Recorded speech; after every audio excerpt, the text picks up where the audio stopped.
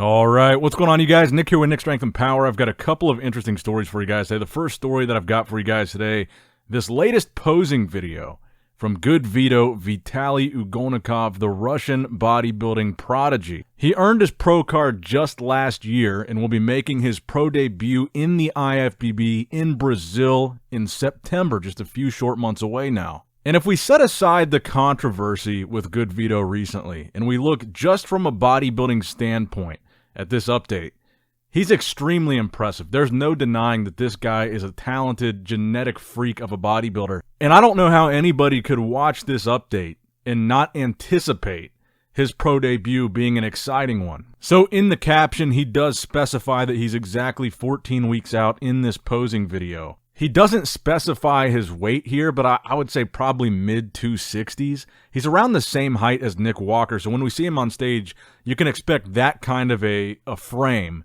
That's what you're going to see. He's definitely a shorter guy, but he carries a pretty significant amount of size, as you can see from this posing video. Really impressive legs, crazy separated, and just massive, overwhelming quads.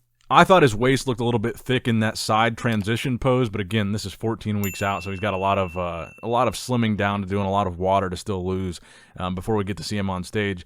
But the front double bicep, obviously an extremely impressive pose for Vitaly. Abs and thighs, obviously very impressive for him as well, having these crazy quads that he has.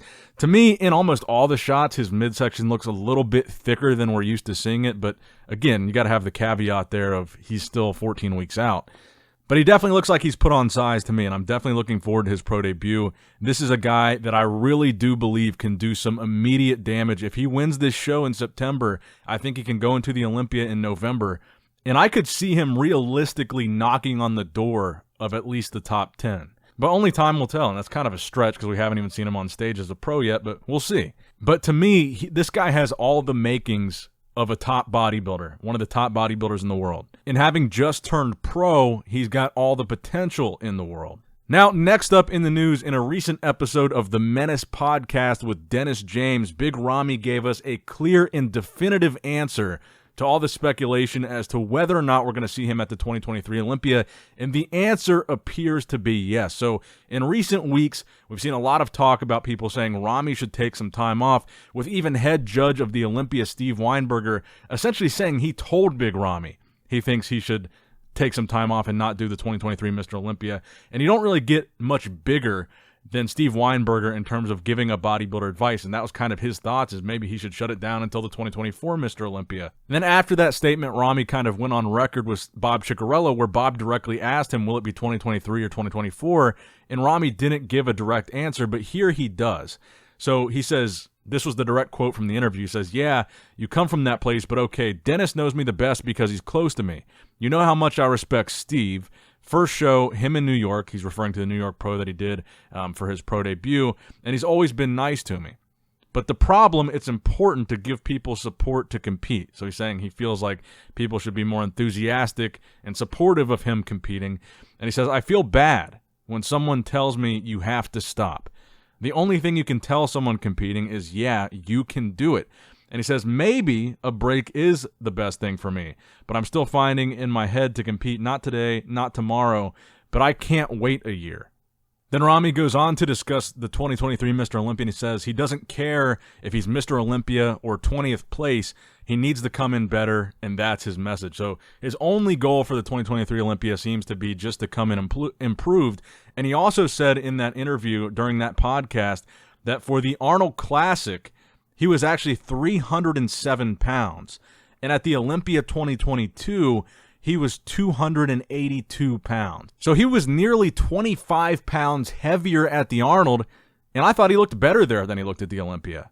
So the question is, with this stem cell treatment and these therapies that Ramy's undergoing to try to fix his back, to try to fix his tricep, to try to just kind of fix this issue that he seems to be having, this kind of degenerative atrophy of his muscles. How much can that be fixed between now and the Olympia is the question, and do you think it'll make a difference between now and the Olympia without a longer extended break? That's the question I pose to you guys in the comments down below. Should Ramy do the 2023 Mr. Olympia or skip it and take a year off? Either way, his answer seems to be he's doing it. Now, next up in the news, I wanted to include this because a lot of people were wondering in this recent update of Urs Kalecinski, he looked super big. He looked way bigger, obviously, than he looked at the Arnold Classic, and he did answer on his story how much he weighed in that update. And the answer, I think, is pretty surprising. 125 kilos, or roughly 275 pounds, roughly 50 pounds heavier than his weight cap in classic physique. So I think that answers the question of why so many of us looked at this update and said, this guy looks crazy big. Is he really that big? 275 is really big for a classic physique guy, and bigger than, I would say, most men's open bodybuilders. We're kind of spoiled now because we're in this era where we've got like the Nick Walkers and we've got the Samson Dowdas, the Andrew Jacks, the Sergio Olivas, these guys that are 280s, 290s, 300 pounds, but those really are the minority. Even in bodybuilding, most guys are not weighing towards the top of the 200s, near 300 pounds. That is the definitely smaller end of the spectrum. So for Urs Kalecinski, a classic physique guy to weigh 275, I think is pretty impressive. Now, the question here is, will this be counterintuitive to his classic physique stage look at the 2023 Mr. Olympia? We know that he's got some room to grow. We talked about in the last video, I think he can add about 5 pounds of stage weight to meet the cap. So the question is, will a bigger, fuller Urs Kalecinski be more of a threat at the Olympia to Chris Bumstead and Ramon Dino? And I guess another question would be, are we making a mistake counting out Terrence Ruffin just because he slipped out of the conversation this year? Could Terrence be back in it in 2023, and was this 2022 placing just a one-time fluke and he's going to be back in the top 3 this year? That's entirely possible as well. Because literally after that Olympia, I feel like Terrence's name completely dropped out of the conversation, and he could easily sneak back in here. I don't think we should write off Terrence quite just yet. And a lot of people talking about Urs being the up-and-coming threat to Chris and Ramon. And I gotta admit, he does look really impressive for 275. It's not like he looks fat. The guy is still in good shape. But let me know what you guys think in the comment section down below. Now, next up in the news, I think this is an interesting and important story here. So the Arnold Classic UK. A lot of people are kind of skimming over this story, and it doesn't seem maybe as significant to people that might not be in the loop. But the Arnold Classic UK is now under the ownership of the Arnold Classic US. So the Arnold, Ohio, the big Arnold, is now running the UK show. And for a lot of reasons, the UK management, I know that Arnold had some issues with them. There were a lot of discrepancies. There were a lot of disagreements.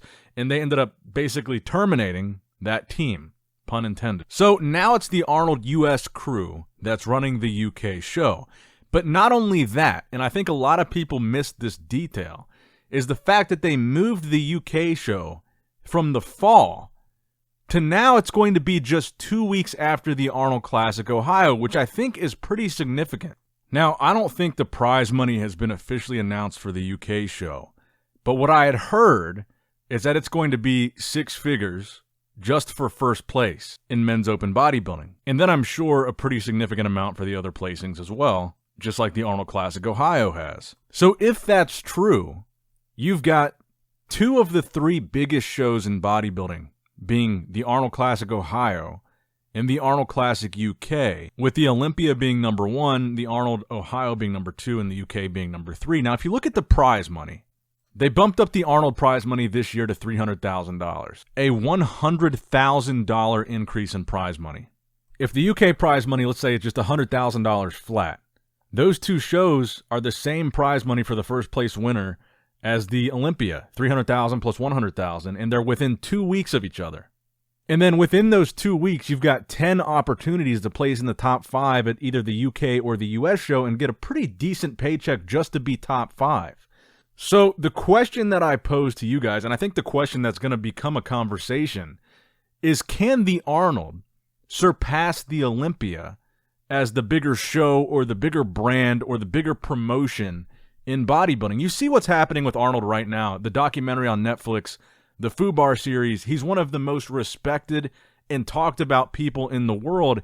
And just over and over and over again here recently, he's like renewing his commitment to promoting the sport of bodybuilding with these crazy prize money increases, the acquisition of the UK show and the new promotion of the UK show. They're still paying. They just paid in 2023 $60,000 to Ramon Dino for winning the Classic Physique Arnold Classic, which is still more than the Olympia is paying. The Olympia pays $50,000. So could these two shows, the UK and the US, being within 2 weeks of each other, having this crazy prize money on the line between the two shows, could we see a better lineup at one or both of those shows than we see at the Olympia? Is that possible, and why not? So my question to you guys is, can we ever see, could you imagine a scenario where the Arnold Classic or the Arnold brand surpasses the Olympia brand? And what metric would we use to measure or judge which show or which promotion is the bigger promotion? Is it simply who has the better quality lineup? Who offers the most prize money? Who has the biggest stage? Who has the best venue? Who has the most intricate lighting system or LED screens? Because with the Arnold UK and the Arnold US being that close to each other, just 2 weeks apart, what's to stop those 2 weeks in March from becoming the most exciting 2 weeks in bodybuilding with that much money on the line and two different opportunities? If you're an international guy, it might be easier to compete in the UK. If you're a United States guy, you might be easier to compete in the US. You could have this crazy international lineup at the UK show just 2 weeks after having a crazy domestic lineup at the US show. And I think another thing that's a really big factor here is the Arnold Classic is an invitational. So they could say to guys, look, you don't even have to they don't have to qualify like they would the Olympia. Do our show instead of the Olympia. You don't have to qualify for our show like you would the Olympia. Here's your invitation. Just come do both of ours. I think that this is actually a really interesting power move by the Arnold Classic, having the shows within 2 weeks of each other. And I think it could be really exciting if they really are boosting the prize money to a six-figure first place check. You've got to, at the very least, take your hat off to Arnold for what he's continued to do for the sport of bodybuilding. The highest classic physique prize money purse in the sport right now. A $100,000 increase in prize money for first place for open bodybuilding. And now this UK show potentially having a six-figure check for first place and being within 2 weeks of the Ohio show. It's a big, bold move. And I think right now, with everything Arnold has done and everything he's still doing just out in the world of like Netflix and media, in 2023, you can make a strong argument that Arnold is the world's biggest promoter of the sport of bodybuilding. So what's to stop him from having eventually the biggest bodybuilding show in the world? So that's the discussion that I want to see in the comments down below. We're living in a really interesting era for bodybuilding where we've got a lot of new up-and-coming talent. There's lots of exciting new guys winning shows, placing highly. The Olympia title is changing hands at a more rapid pace than we've seen in a very, very long time. Could we also be entering an era where the Olympia is no longer the top competition? Let me know in the comments down below. Now, the final story that I've got for you guys today, two more classic physique updates from Larry Wheels. Larry obviously has been prepping for a classic physique show. He's making the switch from bodybuilding to classic, where I think honestly his physique will be better suited than it was in bodybuilding because he's downsizing significantly for classic physique to make the weight limit. And as we see him continue to downsize further, I think we continue to see his body become more in proportion. Because I think with Larry, the main lagging body part had always been his legs. And when he was bigger, near 300 pounds, you could see that imbalance a little bit more between the upper body and the lower body. But I think as we see him lean out more and drop more size, even though his legs are still lagging, they're a little bit more in proportion the leaner and smaller he gets. And Larry has gone on record a couple times to say this is the best his physique has ever looked. And I would agree with Larry on that. I think this is the best he's ever looked by far from a purely aesthetic standpoint. And look, I'm not by any means saying Larry's going to win the Classic Physique Olympia or even be competitive at the Classic Physique Olympia or even necessarily earn a pro card, but I think he's going to be surprisingly competitive at the amateur level. And I think he'll probably become nationally qualified and be surprisingly competitive at the national level. Whether or not he earns a pro card is another conversation, but I think people will be surprised by how good he actually does here. The closer he gets to competing and the more of his physique that he posts, the more I can see him doing well. But let me know what you guys think in the comments down below. That's going to wrap it up for today's video, guys. I hope you did, in fact, enjoy it. Make sure you leave a like, subscribe, click the bell notification, all that good stuff. And as always, I love you guys. Appreciate you guys. Nick Strength and Power, signing out. All right, guys, don't forget to click that like button and subscribe to this channel if you enjoy the content. Also, check out my Instagram at NickStrengthPower. my Facebook page, which is simply Nick Strength and Power, my secondary YouTube channel, Nick Strength and Vlogs, for vlogs and bonus content that you will not see on this channel, and consider subscribing to my third YouTube channel, Nick Strength and Pokemon, which is all things Pokemon and trading card games, completely unrelated to this channel. So if you're into that, give that one a look. And all links to merchandise and social media will be in the description box below. If you guys want a Nick Strength and Power t-shirt, that will be in the Shopify link below. Have a great day.